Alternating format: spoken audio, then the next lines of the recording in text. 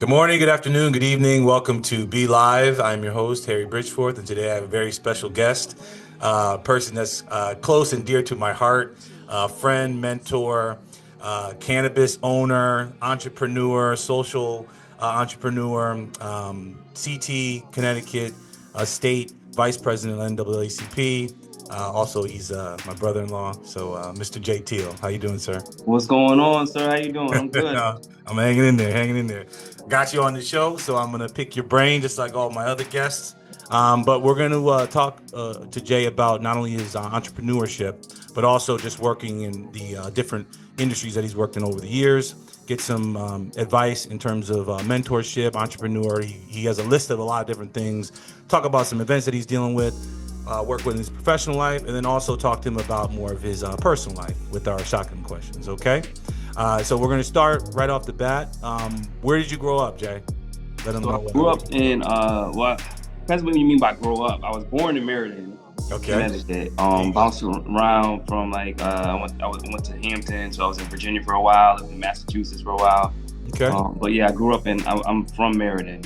I mean, all that stuff kind of goes together. So you got a little bit of a lot of different, places. So how was that like when you were growing up? You said Maryland, you got No, Massachusetts. Meriden. Oh, Meriden, yeah, Yeah. Meriden, and then you went to Mass, and then so you got a little bit. Oh, yeah, I mean it's New England, so weather's the same and Well, all that except for stuff. Virginia, yeah, it's Yeah, the kind of Virginia like, piece. So yep, yep, yep. how was that down south, people It was. wise? I mean, I was in school down south, so it was a little different vibe because like when we was down there. So I went to Hampton, and Mm-hmm. Hampton is like I would say like more of the like quote unquote like a bougie like HBCU like that type Okay. of vibe. Yeah, yeah, So yeah, it yeah. was a little different dynamic though because like coming from living in Connecticut and coming from Meriden, like we didn't know that there was like whole towns and whole like Mm-hmm. cities that was like black people that was upper middle class. Yeah. Like we didn't even know that existed. You usually see it and it's like, okay, where our communities are usually like middle, lower class, and then you see people driving around Bentleys and stuff. You're like, wait a minute, wow. Yeah.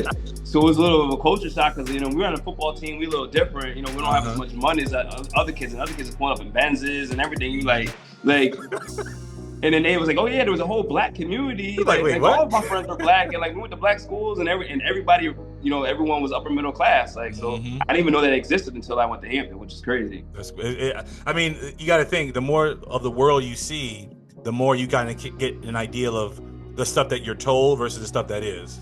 For And sure. like and guaranteed in your different industries, you've seen the things that people talk about, like, oh, it's this way, and then you learn it's like, wait, it ain't. It's really like that. And now you got to retrace your steps, evaluate, and that's why I say going back into like mentorship. I know that you're involved a lot within the community, talking to people, working with the children. You also have a nonprofit, Change the Play, right? Um, Yep. how do you see that in terms of like entrepreneurship, building that up for someone that doesn't know that? How did you start it? How did you get into that entrepreneurship in general? Okay, yeah. So I mean, I would say that if you want to combine like the nonprofit, the social aspect with the entrepreneurship, I would consider myself like a social entrepreneur. Mm-hmm. So basically, like I just build businesses and nonprofits to help the community build jobs and create revenue. Um, so I actually I got the idea for Change the Play Mm-hmm. when I was actually at Hampton. It was funny Okay. because I played football at Hampton and I was in the locker room one day. And we was in the weight room one day. We was working out, Mm-hmm. and one of the coaches yells at one of the players. Like I guess he wasn't pushing the weight like he was supposed to be pushing it, Okay. and he was and you know how the You students don't get start that weight start up. Yeah. running Yeah. and Yeah. Yeah. you know what I mean, Yeah. and he was like, I just heard a coach, if you don't want to go to the NFL, you shouldn't be here. Oh. And I was on the other side of the weight room when I heard that, and I was like, well, I didn't really want to go to the NFL, but Mm-hmm. I like playing football, but I didn't like it like a Like job. that. Like, Yeah. Yeah. yeah, Yeah. like it's Yeah. different in high school, and then when you get to college, it's like a legit job. Like, Yeah. A it's a lot of little kids different don't know vibe. that either. You're going in high school. A lot of high school players are like, oh, I'm gonna run, I'm gonna do this and do that. But at a certain point with any sport, it's like you don't just have the option just to go on the team and you can run fast. It's like literally it's a business. So they can't treat you. You got people coming from all over the world trying to get an opportunity to get to the next level. So it's a total different atmosphere for the kids that are coming from high school to college. For sure, for sure. It's a little bit of a culture shock, but I was like, I like playing football, but you know what I mean. So that gave me the idea though, because after I came back from Hampton, I came back to Connecticut. I just was like, I was looking at our communities, and it's like a lot of kids in our communities want to be like a rapper, Yeah, or want to be basketball players, want to be, all this, regular. for sure. And it's like there's so many like ancillary positions in these industries, and some of them make more money than the artists. Some of them make, you know what I mean? Like, so I feel as though like we're all trying to shoot for, there's only 15 basketball players on each NBA team. There's only 53-man roster here. There's only 53 plus practice squad or whatever, but ain't more than 60, 70 players on each NFL team. And thousands and thousands of people trying. For sure. The same thing with rapping and singing and all that.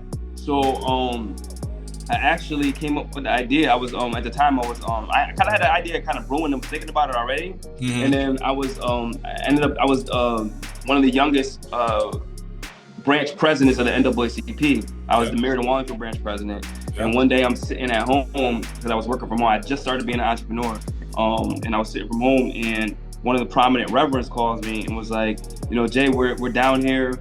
The Black and Puerto Rican Caucus in Connecticut had appropriated some money to like for anti-gang stuff. In Meriden was crazy. There was these middle school kids. They had this thing called Fight Club. So it was like 10 or 15 of them was running around, and they was just jumping like random people. like hitting people. It was more than hit. They was jumping them like 10, 15 kids was running up on people, jumping them. And it was called Fight Club. And one day they caught the wrong one, and the kid had a knife and started poking them. Oh wow. Yeah. So so one kid ended up dying, and another kid ended up in the ICU, and and then Meriden got some money appropriated for anti-gang things of that nature, and they were sitting around the table trying to divide up the money. So the Reverend called, so Bishop calls me, and he's like, they don't want to divide the money while I was at the table, because I was the president of NAACP at the time. I was the branch president. He was, why don't you come down and see, and check us out? So I'm like, all right, well, when's the meeting? He was like, now. So I was like, oh man. So I ran down there, and I'm thinking it's gonna be a small meeting. I go up in the room, and it's literally like every prominent person in the city. It's like the mayor, the city manager, the director of Health and Human Services, the CEO of the Y, the executive director of the Boys Club. Like, because everybody wants that check. Fire chief. Everybody wants that money. Fire chief, police chief, everybody. So I'm looking at all the programs, and what do you guys say are? It's basketball, bro. Like, it's like the regular stuff, basketball. It was basketball and hip hop dance. And I was like, come on now, you can do a lot more than that. But That's the thing. I was like, well, what about the kids that's not athletic or can't dance? I was like, and what about them? And they're like, what do you have? What's your idea? And I kind of pitched them. I didn't have the whole thing like kind of like conceptually developed at the time. I was still thinking about it, but I had a rough idea. I'm like, well, what about like a music studio program? And I was like, but teaching them entrepreneurship, teaching them the whole holistic thing, not just teaching them how to rap, and not just teaching like production and rap, like teaching them the business aspect and using the music as the carrot to teach them all the other ancillary stuff. So they loved the idea. They was like, well, how much do you need? I was like, I don't know, like 7,000, something like that. They was like, well, you got 15. Oh, it's done. Well, they gave me 15, they doubled it. Whatever I said, I forgot whatever I said, they doubled it. And then I was like, all right. So then it was crazy because now I had this money, but I ain't had no business. I was literally just freestyling in the meeting. They were following that from what it was. And they had that kind of, because it came from state agency, you had to have a 501c3, you had to be like official. So then I had to run a scramble. I got my 501c3. I put up a website. I just ran a scramble and just put everything together. Well, so see, that goes back to it, like, right? You get, like, God kind of opens the door. You were already in the places. You already got your education. You had already been you were the president then, right? I was the Meriden Wallingford branch president. So you already got your credentials. You already got the desire to do it, and then you get the door to open, and God's like, okay, here you go. You got to figure it out. Now you got to scramble and make all that, but like, I mean, the door's already there, so you got to do your part, Yeah, so I scrambled. I made the company, did all the shit, and then I'm like, all right, I got money, I got a company, I got nobody to run these programs. So like, yo, gotta figure it out. So I reached out to my brother, DJ Luss. He was a DJ in Boston area. We met when we was both working radio. We both was working radio in Hartford. I used to work for Clear Channel, which is now iHeartMedia. Nice. So, and I started in Hartford, and then I went to Boston. So we actually met in Hartford at the station. We started this urban station called Power 104.1 together. That's where we originally met in Hartford. And then like I said, I ended up going. They ended up promoting me, putting me in Boston, and then he ended up coming back out there in Boston, and then we linked up again. So I called him, and I had the idea of like, just like showing kids the ancillary Yeah. career and entrepreneurial options in sports, music, entertainment, and fashion, but Yeah. taught by like real industry professionals. Yeah, and Because a lot of how times these and kids how just you need, actually get into that when it's not just you going to school learning X, Y, and Z. You're literally talking to someone that does it every day, so you know the for real stuff. sure. Not like a teacher who don't know nothing Yeah, about nothing. yeah. Not nothing about nothing, I should say that. But not like a teacher who don't know anything about entrepreneurship. But teacher's a teacher. They went to school to get their teaching degree, and that's what they are. So now they can't just, if they're teaching out of a book. Like you can't teach entrepreneurship out of a book. Just don't. Those two things just don't go together. Yeah. You know what I'm saying? So then brought Lus on. We started developing programming, and just like went crazy from there, man. Yeah, that was in like 2014. I'm hungry. I'm gonna eat. So while we're doing this, cool. That was in 2014. Yep. So we've been going 10 years strong. We just did a big fundraiser in Lawrence. We raised about 20 grand in Lawrence for Change the Play. It was amazing. And when you do that, when you're building, not only you're building revenue or you're building, resources for your business, but you're also giving people that are interested in that type of field a resource where you're like, okay, well, this is how I did it. It doesn't actually have to be exactly this way, but this is the resources and this is the length that I went. This is the direction I went. So use this and then teach somebody else. It's like what is it? Each one teach one type of mentality. So you kind of have that building your business. But then also we're going back to when you were saying NAACP. That's a big name. Most people in the black community, they know what that stands for. In other communities, they know what it stands for. So getting into that, how did you join NAACP and then work your way up to being the president, and now you're the state vice president?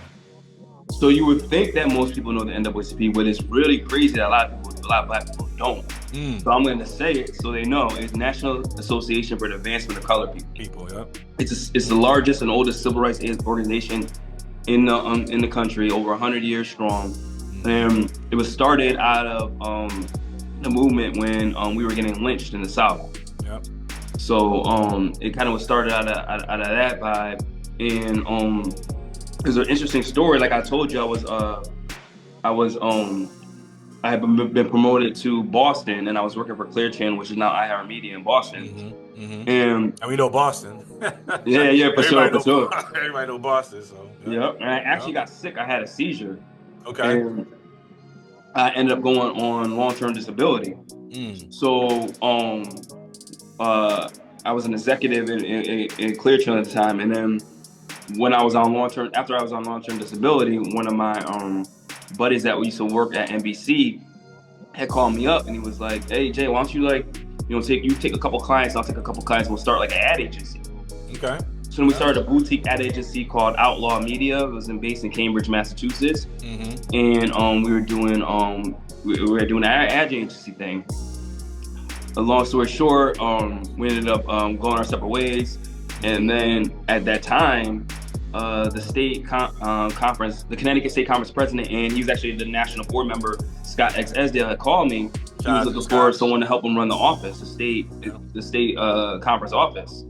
And at the time, I wasn't a member. I was one of those people that didn't know anything about the NAACP either at the time. Yeah, not in detail. Sure, let me check it out. I'll do it. Yeah. So I ended up running the state office for about 8 months. And then I started doing this thing where I was looking at I was assessing all of the branches, because I don't know if you know. So the NAACP is broken down as national, state, and local level, right? So all the work in the NAACP gets done at the local level, right? So in Connecticut, we got all the major urban areas. Got Waterbury, Bridgeforth, New Haven. They all have branches. We're all presidents. So there's a New Haven branch president, Dory Dumas. There's Hartford, Waterbury, so on, right? So I was doing an assessment of all the branches, the statewide branches, and I saw Meriden on the list. So I went around to Meriden, and I was like, "Hey, I'm gonna come and evaluate you guys, see what's going on, see if you guys need any resources, any state resources we can help you with." So I go to the meeting, and it was crazy because the president, the treasurer, and the secretary. Well, the president had a stroke, and she resigned. Wow. And then the president, the secretary and the treasurer all like resigned after that. Mm. So, if there's no president, secretary, and treasurer, those are three most important parts of an organization.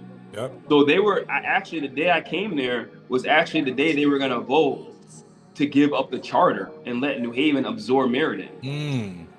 It was just random. They don't have nobody running it. Yeah, they don't have anybody running it. They didn't have anybody that could do it. Yep. So I got in a meeting, they were saying that, and they're like, well, Jason, why don't you take it over? Like, and at that time, I didn't really want to do it. Like, it's a responsibility. That's no joke. Everyone doesn't realize also NAACP is all volunteer. Yeah. Sounds nice, but everything at the local level and the state level is all volunteer. People think we get paid for this, but it's not. You know what I mean? It's a big volunteer job. Yeah. You know what I'm saying? Yeah. So I was like, and I was at the time I was a paid staffer, like kind of for them. I was, so to come over to not get from getting paid, not getting paid. I'm gonna get my check. On a hard dollar, like, I don't know about all that. Yeah, but I ended up doing it. Okay. Yeah. Yeah. So and then from there I got, now I'm on the state executive board and so on and so forth. But that's how it started. It was actually super random that it happened. I mean, I always look at it like things happen for a reason, because that opened doors that maybe, like, for instance, even with acting or anything, like when you're dealing with artistry, right?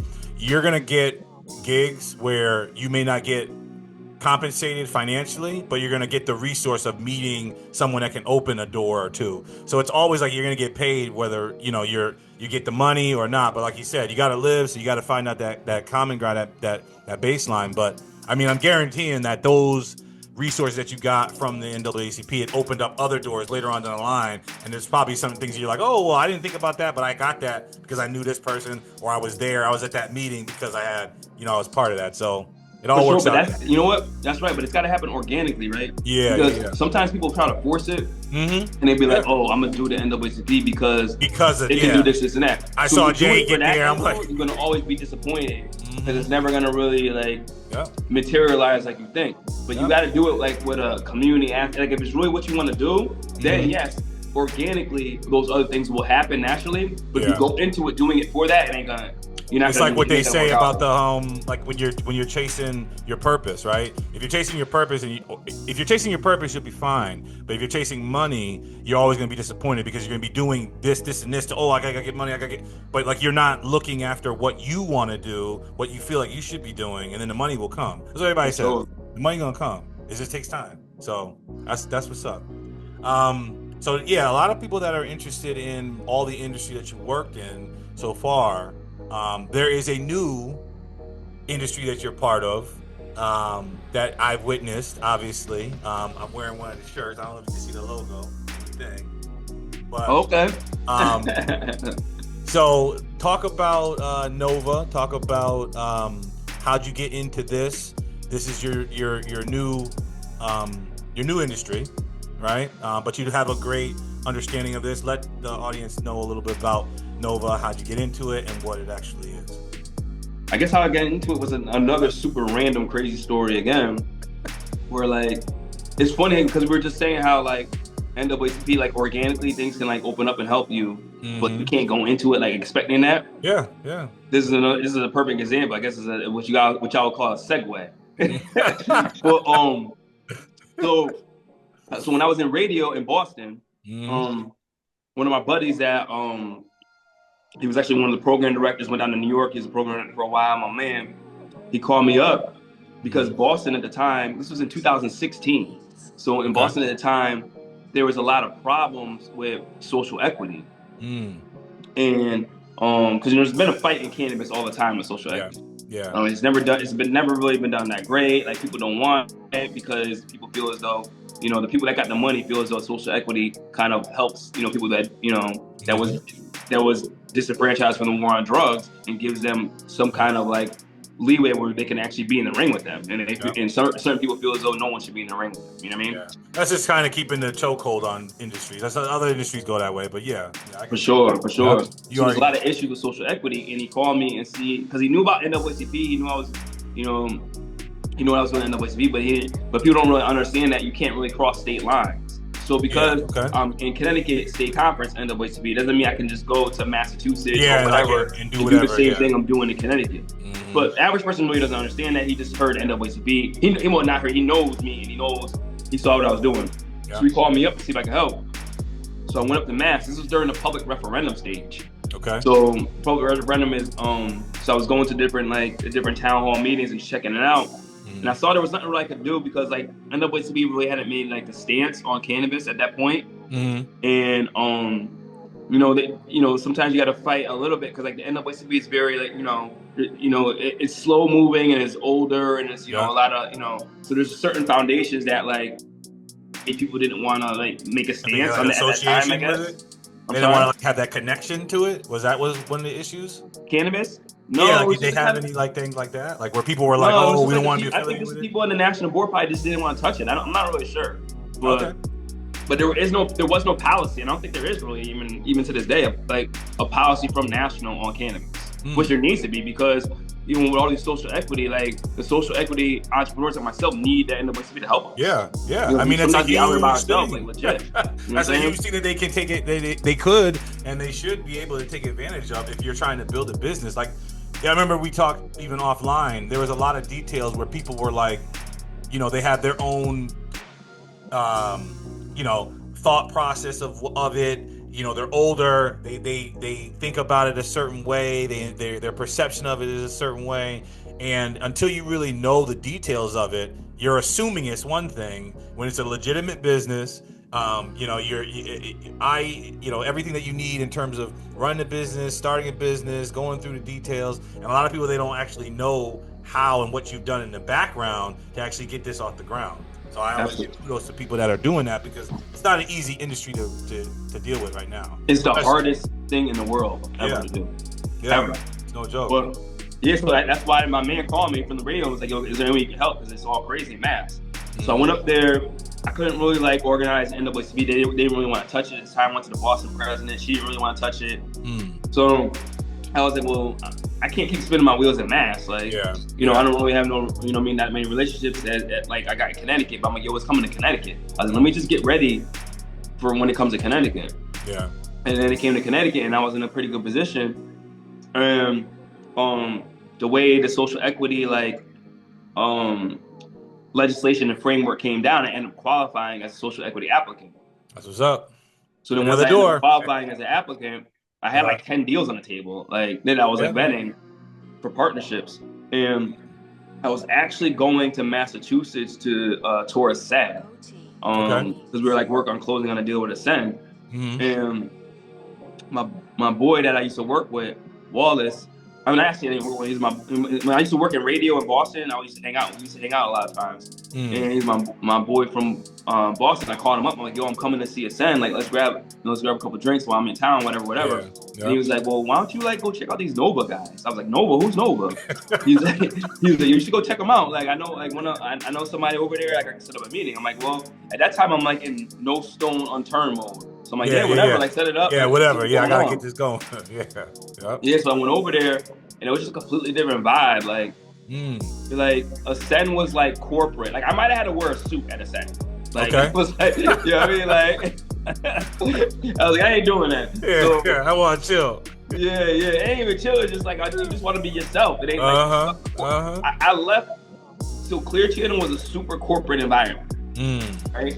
I knew I didn't want to be in another corporate environment for it. At that time, I had already like started an ad agency. I was doing things that weren't corporate. I didn't want to go back at the time to a corporate structure again. You know what I mean? So Ascend felt like I told you I might have to wear a suit up in Ascend. Like, you know what I mean? Like it's crazy. But Nova, like, it was a bunch of operators that were running it. So with Ascend, like I was like. I talked to Frank in the beginning, but then I got handed off to like someone like lower beneath him, and then I was negotiating with them, with the person underneath the person. You know what I mean? And Nova, you negotiate, you talking to the ownership team, the operating team. It's a bunch of operators. It's different than operators and stocks and corporation and that type of vibe. You know what I'm saying? Like get the middleman out the way. For sure. And then I looked at the business plan and how they did everything, and I saw like the outdoor cultivation aspect. I saw like the product manufacturing and just the whole business plan of what they did. I felt as though the way Nova was doing it is going to be, it sets you up for more long-term success in cannabis than the way a lot of the other people do it. Yeah. So yeah, that was one of the things that I saw right from the beginning when we were talking about it. It was, when we went to the store, it was a total different atmosphere.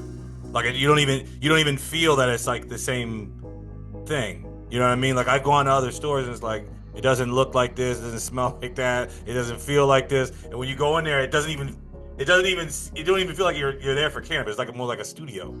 Nah, me and my wife, we tried to we didn't want it to be like a dispensary vibe. We wanted to be on like a little different, a little different feeling. Yeah. So we purposely set it up like that, so it feels more like a lounge or a living room or something like that, versus you feel like you don't walk into a dispensary. I didn't want and at the time, especially when we were first building out, everybody was doing that dispensary Apple store. Yeah. Bright lights, and I was like, I definitely don't want that vibe. So and Nova already kind of had a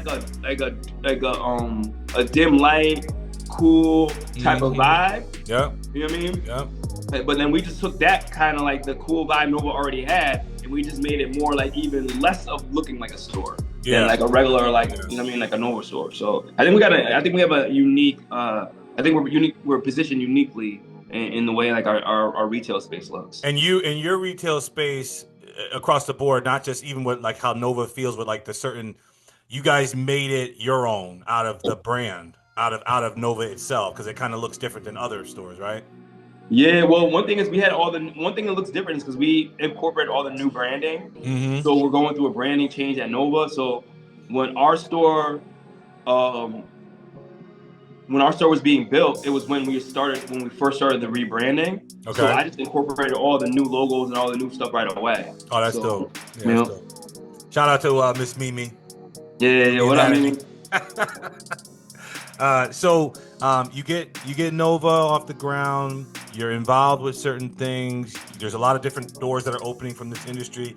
Talk about the difficulties that come with this particular item, especially now with mainstream media. You have competitors and different outlooks. What is the difficulty with being a cannabis dispensary owner? It's like I said, it's the hardest thing ever because everything is stacked against you. Honestly, you start at the federal government level. I would never thought I would say this, but shout out to Trump for passing that the executive order to deschedule cannabis. It had to be done. I'm not gonna say I agree with everything he does, but I was happy when he did that. Yeah, there's always gonna be, every president has little checks, but sure. It is what it is. For sure. So what ended up, what it was so sketch. So all right. So you gotta let me rewind. Right, you gotta know a little bit about the history. Right. Yep. So I call cannabis the God plant. Called the God plant, right? Because it's it's so versatile, and it's more of cannabis is illegal more because what it does to corporate America and big pharma than it being poison to the body. Yeah, to the body. For sure. Because there's this thing called the endocannabinoid system, if you don't know, and that runs through your whole. That's it's almost like a nervous system. Nervous system. Yeah. It's your it affects a lot of different factors. So at the end of the day, cannabis, it's the only thing that binds directly to the endocannabinoid system. Help inflammation, help your sleep, regulate your sleep. Yep. Help immunity, a lot of different things. Help symptoms from a lot of different other things, right? Yep. So big pharma never really wants you to be able to cure yourself. Yeah, because they're not gonna make the money. Absolutely. And at the end of the day, cannabis is a weed. You can still grow it in your backyard if you really want to. You know what I'm saying? Earth. So not only does all the medical benefits that cannabis has that big pharma wants to shut down, you got his cousin or his brother hemp that hemp has, you can make concrete out of hemp. Yep. You can make t-shirts, paper out of hemp. You can do so many, hemp is so versatile, that they were making, and back in the day, it was promoted to grow hemp in George Washington's time. So because they used to make the sails and the ropes for the sails and all that stuff. They made that out of hemp. See? You know what I'm saying? So it just spans. That's why I call it the God plant, because it spans so many different sectors, and there's a certain part of the population that wanted to control that and shut that down. Of course. So they started demonizing until you can make some money off of it. Then it opens up the door. They were making what was gonna do. It was something that was like an industry disruptor.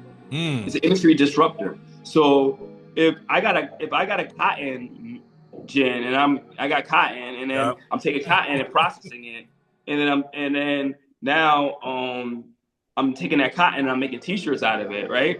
Now hemp comes along and hemp can do the same thing. That's going to impede my cotton business, or my textile business.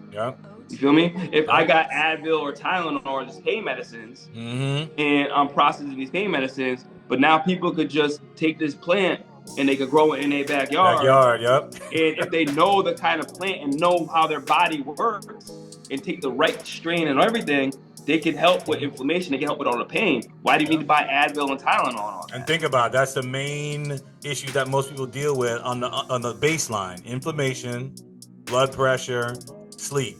Right? Those are if you can control those things, you're going to be all right. Yeah, you're going to be good. And those pain, are the things that they attack. Sleep. Like if you can control those things, you know what I mean. You can have a good life. Yeah, you have a good life. I had my boy Steve was on. Now you got Xanax. So now, but think about it. That came out all of a sudden because they forced it. So now you need sleep. You can't get any sleep because your life is stressful. Your X, Y, and Z. The food keeps you up. Now take this other pill so you can get some sleep. So you can get addicted to this. If you can't function without it, now you're gonna make money off you all different ways. You know. For sure. Or I'm stressed out, whatever, because all those other things. And now the psychiatrist puts you on Xanax. You don't need a Xanax. Smoke a J, man. Like you don't need no Xanax. Like, but they don't want you to do that. I don't know what it was back in the day. Like what back in the day, like what in the 60s and 70s, because like for our parents, right? There was a moment in time when everybody was chill. I think it was probably like in the 60s and 70s, right? Like, well, that's you think about the hippie movement, which it still was frowned upon. Yeah, it was frowned upon, but everybody was chilling. I mean, the hippies that was smoking, they were chilling, but the hippie population was probably about the same amount as it is today. Still, at that time, 60s and 70s, I don't believe it was a mass acceptance of smoking. Yeah. We're talking about earlier than that, right? Yeah. So, so because at one point it was already in all of our medication. Because the thing about it is, it binds directly to your endocannabinoid system, which regulates all these different things in your body. So it was already there. So they banned it and they stripped it and took it out. They took it out. Yeah. That's so wild. now that's wild. Yeah, it's crazy. So, and they did a lot of propaganda behind it. They said these lazy Mexicans. The plant is called cannabis. So they repurposed it to marijuana because it sounded more Mexican. These lazy Mexicans are gonna bring this marijuana across the border and make your kids lazy. These like black people are gonna smoke it and they're gonna rape their wives. They're gonna, and they started doing all this propaganda spin on cannabis to demonize it. So now what ended up happening is now I'm dealing with all these adults that've been told all their whole life that cannabis is a gateway drug. And it ain't no gateway drug. Like if you like heroin, you're just doing heroin. You're gonna smoke no J, and then all of a sudden I'm gonna do this. I'm gonna do crack. That's not a transition. You don't transition from smoking a J to doing heroin. If you're gonna do that, you're gonna do it regardless. You pop pills, do all that. You like drugs. You like those kind of drugs. That's why you're doing it. It ain't because cannabis just opened your eyes and now you're like, oh, like you know what I'm saying? You're walking around with your shirt off, and I mean, it don't happen like that. So I mean, do you have an idea in terms of or a preference? Obviously, you're in the cannabis industry, but are there other drugs that they did the same thing to that you know of that they kind of keep, I guess, delayed so that there is not so much of an involvement with that to make money? I mean, I would say I'm not sure. The only thing that comes to mind, I think, is shrooms. I never did any shrooms personally, but people say that like is the same type of vibe. That it's not like what they say it is, and if you do it in a controlled way, it has benefits to it. And they're saying that shrooms is supposed to be the next thing up. But that's the only thing I could think of. Okay, all right. I mean, obviously we can pick your brain about this. Obviously, shout out to Nova. Make sure when you're in the CT, New Britain area, you stop at their store. It like literally for coming from an artistic aspect, because you know me, I'm an artist and everything like that. When I walked in, it literally feels like an art studio. Like you're there to like look at stuff, and I'm like looking at the pictures and looking how all the wood grain. I'm looking at the history because you got stuff up on the wall, like the history of how it works. I didn't know a lot about that stuff either, so it was like it's cool to kind of see it's more than just like a store. You literally can go there and just chill and like vibe. Like it's a very, very kudos to both of y'all because it was done very well, and I saw the groundwork how you guys put it all together, me and the family. So that's a definite great thing. Appreciate it. Going into that, right? 5 years from now, where do you see yourself? Where do you see Jay at? Like in terms of this, in terms of everything else? In 5 years from now, I still got a lot of work to do with this company. So I mean, we have what's called a full vertical. So we have product manufacturing, a license for another dispensary, and a license for a large scale grow. So I mean, right now, in the next 24 months, I'm working on setting up the grow, which will be the largest outdoor grow east of the Mississippi. Wow. So, yeah, it's gonna be set right here in Connecticut. So we're working on siting that right now. Okay. That'll probably take the next 18, 24 months, and then after that, we'll have to figure out product manufacturing, and we'll have to figure out the second store. So that's kind of like my plans right now for the next 5. That's what's up. Good for you. Like I said, we gonna be there, so. We gonna make sure. I like that. That's one of the reasons why I even started this whole thing was just to get more exposure for people that might not know about this. You know what I mean, or not know about anything that I'm dealing with. Because when I see people doing, they got their lane and they're doing their thing. It's always good to show and give them flowers while they're still here, because you don't hear about a lot of stuff. Things happen, businesses start to end, and you don't really see like the groundwork. You don't really see like the difficulty. You always see the outcome. So I like to see like how you're building stuff up, where you came from, and then where you're gonna be at. So I only blessings and prayers for y'all and you. So appreciate it, man. You're gonna take care of that. So those are my first 5 questions. That's more the professional end. Now we go into like the shotgun questions, which are like preference questions, this or that. You can elaborate as much as you want on it, or you can be as short as you want. Like if you like red or blue type of thing. All right. Okay. So the first question, right off the rip, who is a better artist? Because we talk about artists and music and things like that a lot. Who is the better artist, Jay-Z or Nas? I mean, Nas. If you say artist, I mean, Nas all the way. Like, Nas. Okay. I like Jay-Z, but Nas is on like. He's different. Yeah, he's different. Even his business aspect is different. Like. I mean, obviously I don't know Jay, but like you hear the reports about him and his mentality versus what people say about Nas. I know, I guess off of the artistry, but just how they came to where they're at, it's on a whole nother level. I think like the way like Nas, like the introduction of horns and jazz and how he kind of like blends some of that stuff. I think that's on another level. I think his pen game is just different. It hits differently. I would say Nas. Nas. Okay. Going more into businesses, how they're structured, what they're giving back, and obviously you know me, I'm a big comic fan. Are you Team Marvel or Team DC? Marvel. Bro, Batman's a cop, man. Like, I mean, it is what it is. Everybody has their I know that, but Batman's your favorite guy, though, right? Yep. So I gotta rock with Batman. I'm in DC. So I mean, because the way it works is like it all depends. Like, don't get me wrong. When I was coming up, I liked Marvel and I liked DC.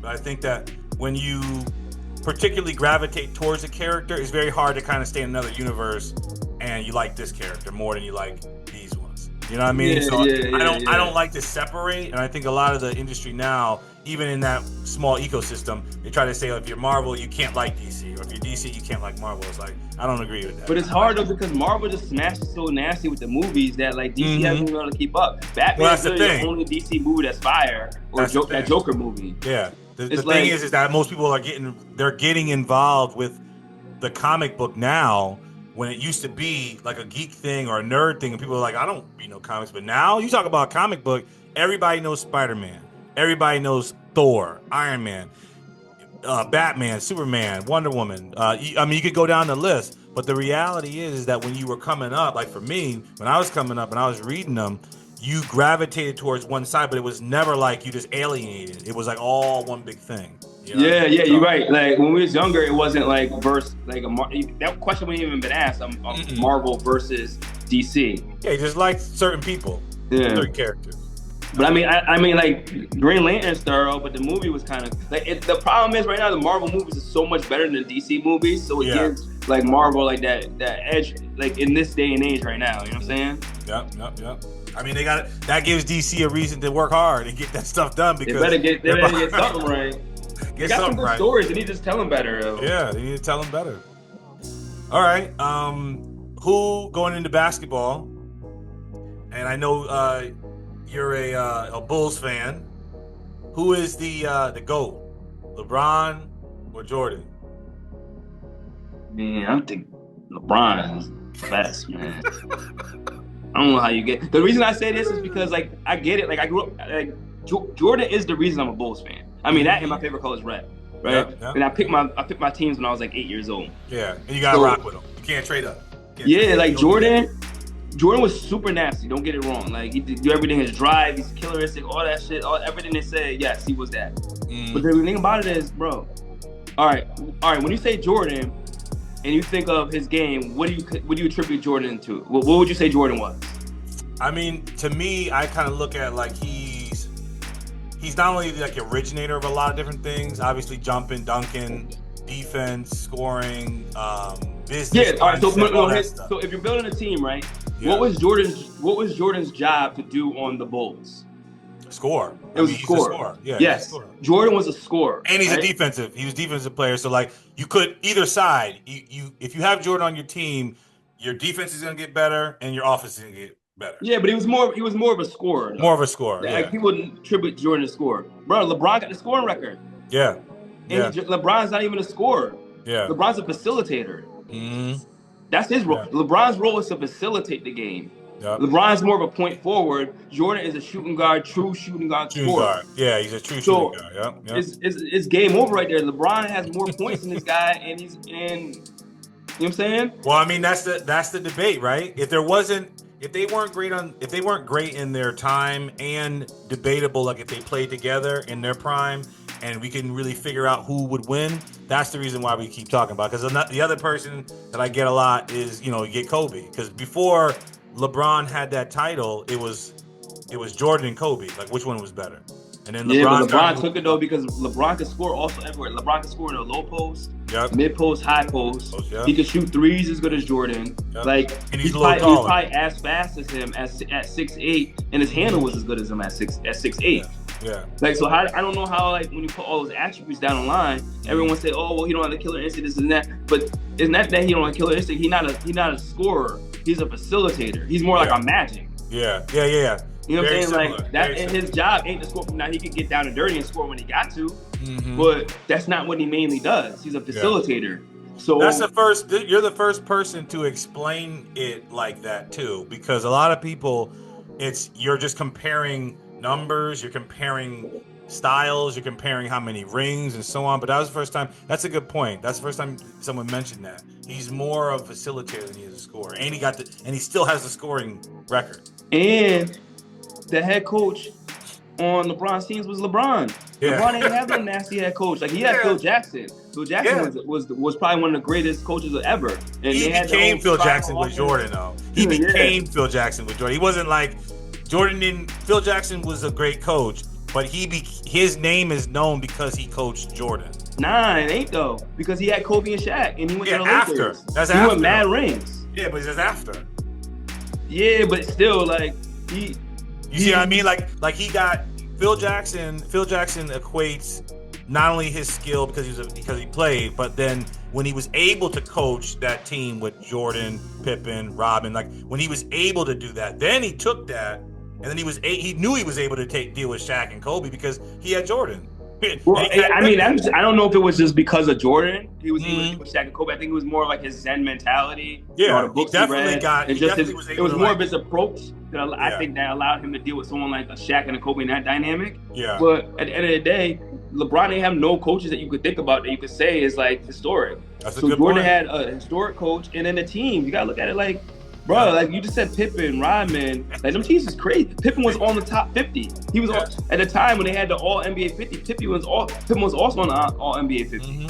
Like LeBron had that 1 year when he went to Miami, but I mean, other than that, like he didn't really have crazy teams. He was like an Allen Iverson. He was out there like he was bringing his teams. Yeah, he's the guy. To the joint. He's the guy. That's why even when I talk to my son Kel, he always goes back and forth. Obviously, we talk about basketball and stuff. He always goes back and forth, and I be trying to debate because I'm a Jordan fan. I'm gonna be a Jordan fan until I die. It is what it is. But I respected LeBron when I saw him get the title. I've seen him off the court. I understand his angle. He, family man. He's a very well versed person to be at that level.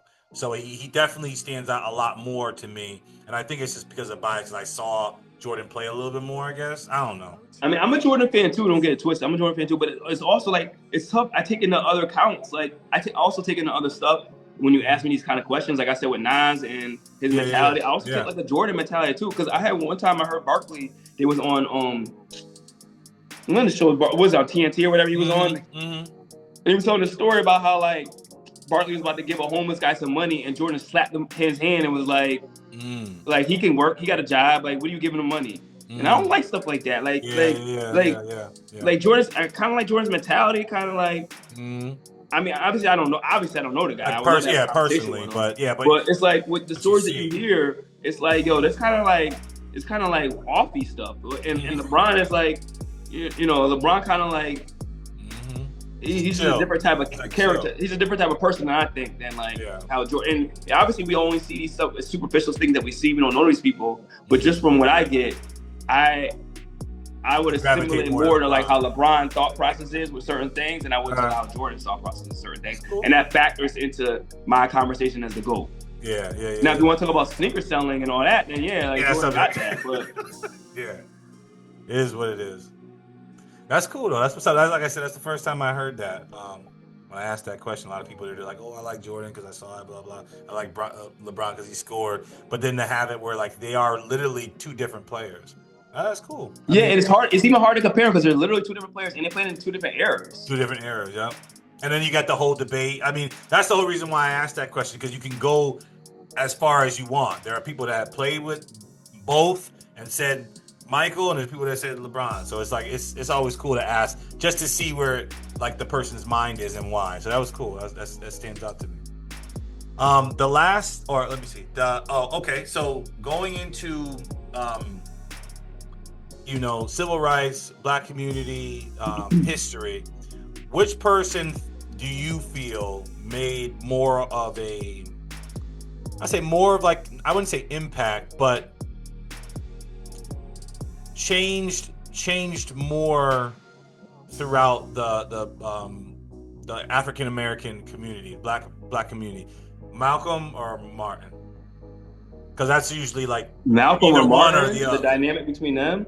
Yeah, because it was so different. Like we just said, Jordan and LeBron.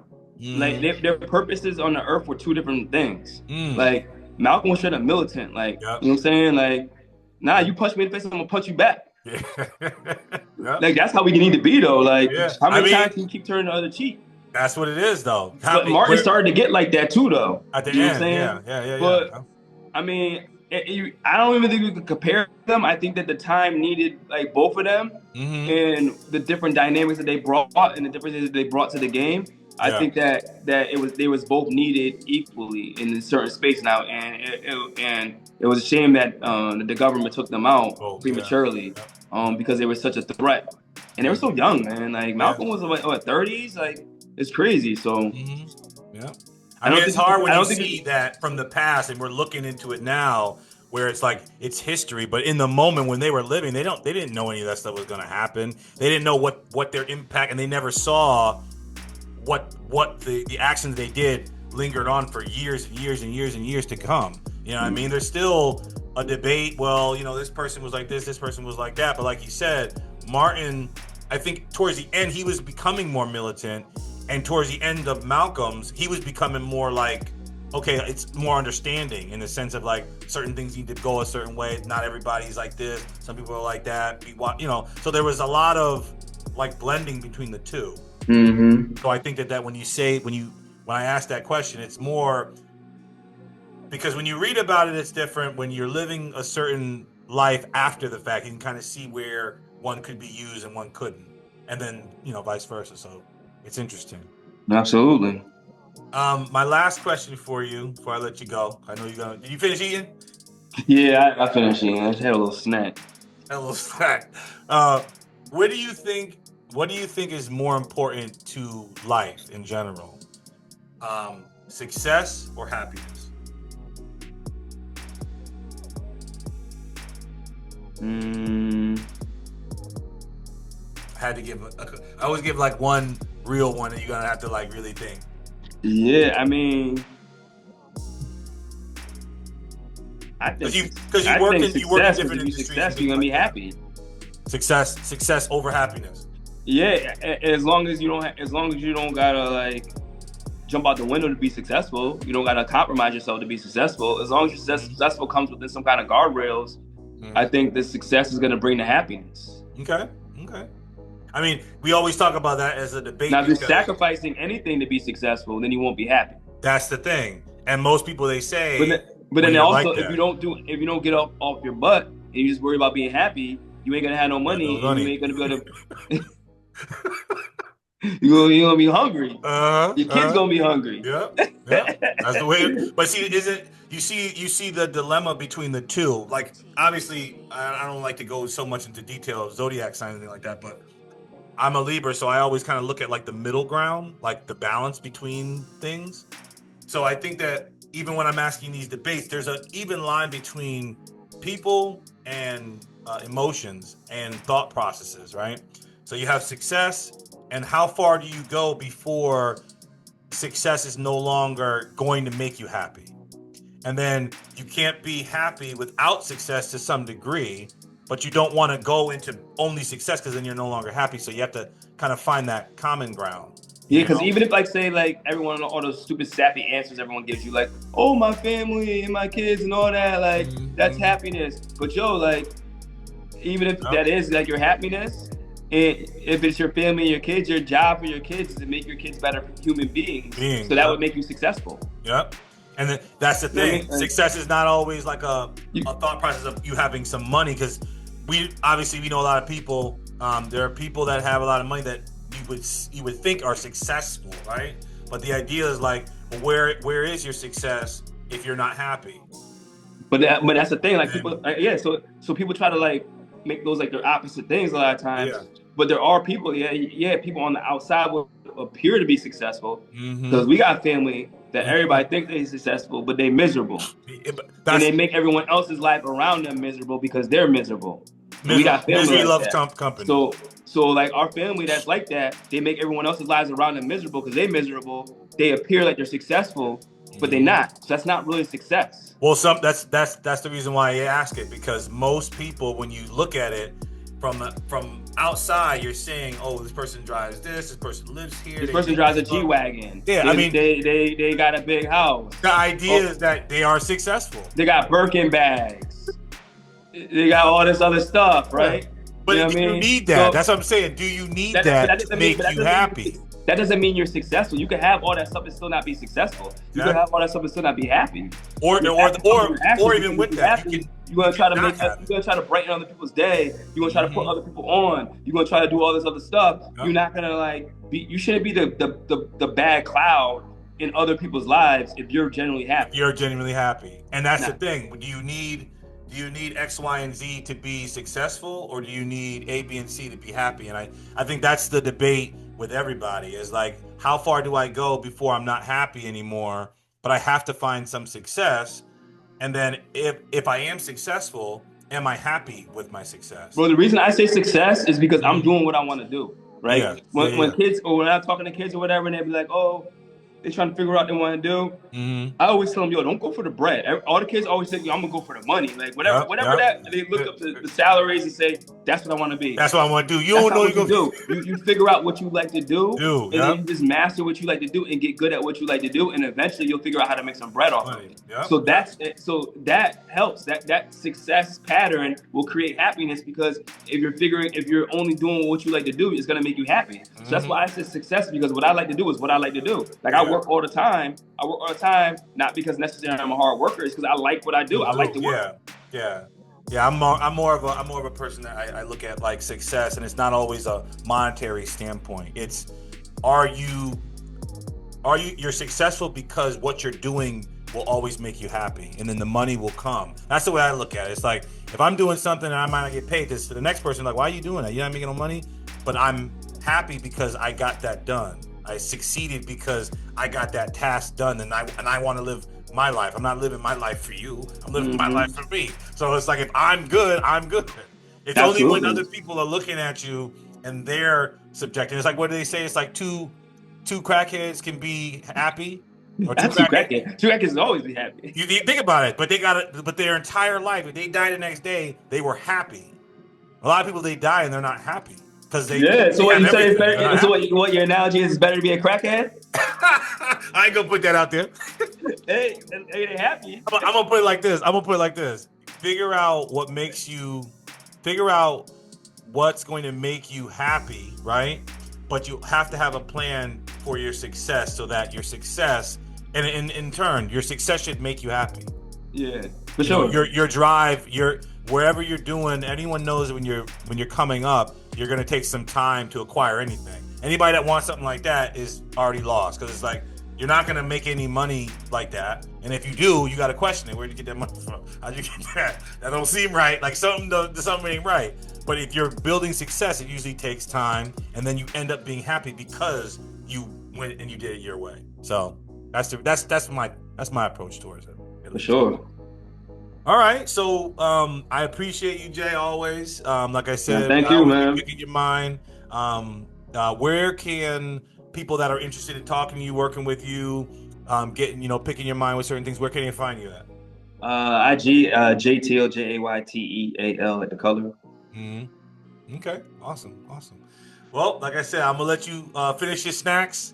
I'll see y'all, or we'll see y'all soon. Shout out to the family, my nephews, and my sister-in-law, and then we'll see y'all. Happy holidays if we don't, and peace and blessings. All right, bro. Peace and blessings. Happy holiday. All right, bro. Yep.